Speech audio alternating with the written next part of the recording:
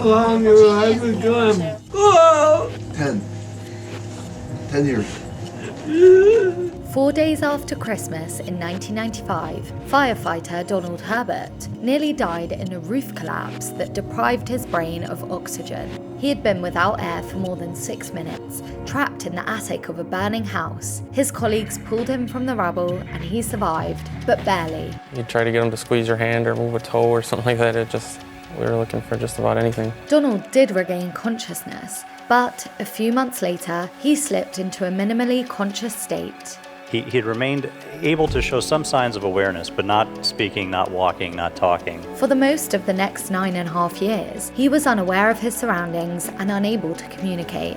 You'd think after 10 years of seeing him hooked up to feeding tubes and different machines that you'd sort of get used to it or something, but I really never did. I just couldn't stand seeing him like that. Until April the 30th, 2005. That was the day Donald suddenly awoke and immediately asked for his wife, Linda.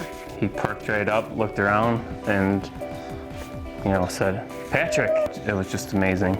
His turnaround came after a rehabilitation specialist began experimenting with a mixture of drugs usually used to treat Parkinson's disease, depression, and attention deficit hyperactivity disorder. With patients in a minimally conscious state, it's not true to say what's done is done. I think we know enough now to know that there are some minimally conscious state patients where that statement is false. Whether the medication triggered his awakening is still being studied, but it certainly appeared the drugs had sparked something. For 16 hours, Donald spoke nearly non-stop, catching up with his wife, his 4 sons who had become men, and his friends from the fire department. He felt so bad. He thought he abandoned us. He felt so bad that he wasn't there for the boys. Blinded in the accident, Donald recognized everyone by their voice. Everyone, that is, except his young son, Nick, who was just 4 when his dad was injured. I'm right here.